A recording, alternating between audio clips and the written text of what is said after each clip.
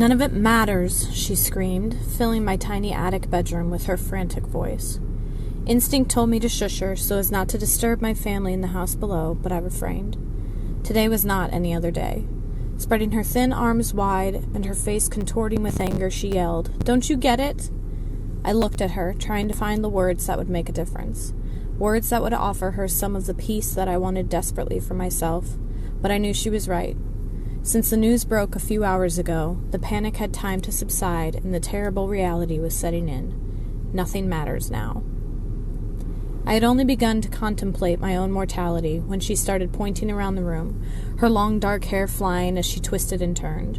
I tensed as her finger jabbed at my lovingly curated vinyl collection, and she yelled, "They don't matter!" My eyes lingered on the neatly filed collection, some battered and others in original cellophane, next to the restored vintage turntable my mom had given me for graduation a few weeks ago.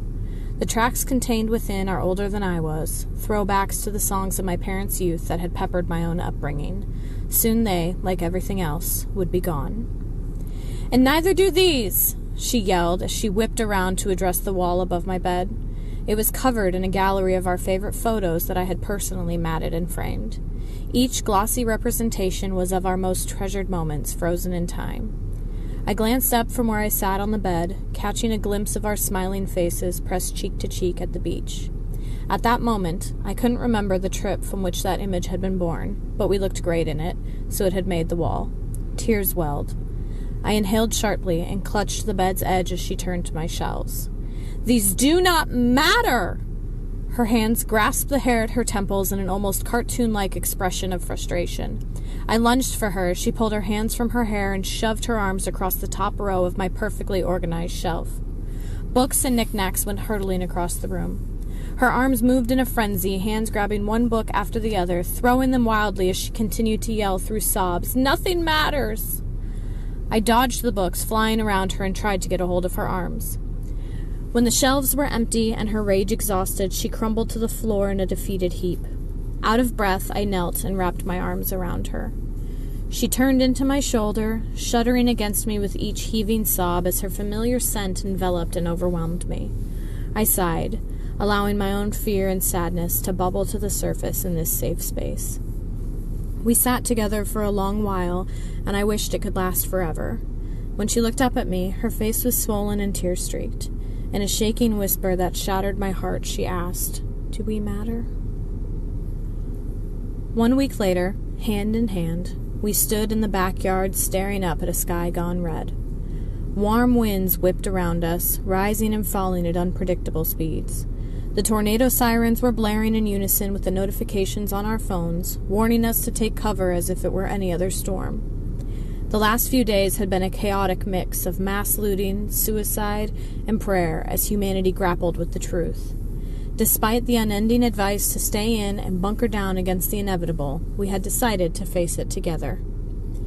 In the unseasonable heat, we watched as tiny specks screeched across the sky and shattered into a million sparking fireworks when they entered the atmosphere. Each eruption was a dazzling harbinger of the asteroid that had become world news just 7 days ago. Social media had exploded and conspiracy theories followed, but no one could deny the images of the mile-wide rock hurtling toward our lonely planet, or the fact that it could not be stopped. At NASA, we call it The NASA man's voice cracked as tears welled behind his glasses, and the news anchor encouraged him to take his time.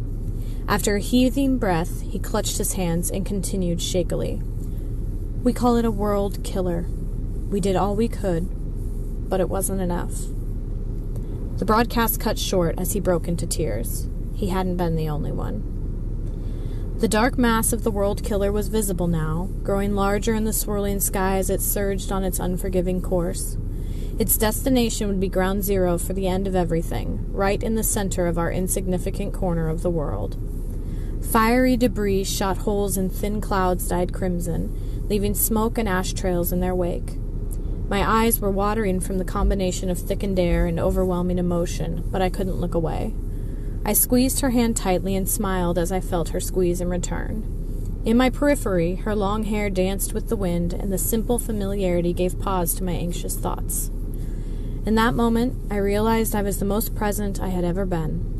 With crystal clarity, I realized that life had always consisted of a seemingly endless series of moments. My time was always spent looking forward or back. Today, I had nowhere to look but here, with her. There was no point in the past, and the future no longer existed. My shoulders dropped as I exhaled a deep, peaceful sigh. The heat was growing in tandem with the winds that caused us to sway. I pressed my face toward the burning sky and focused on the comfort of her hand in mine as we waited for the end.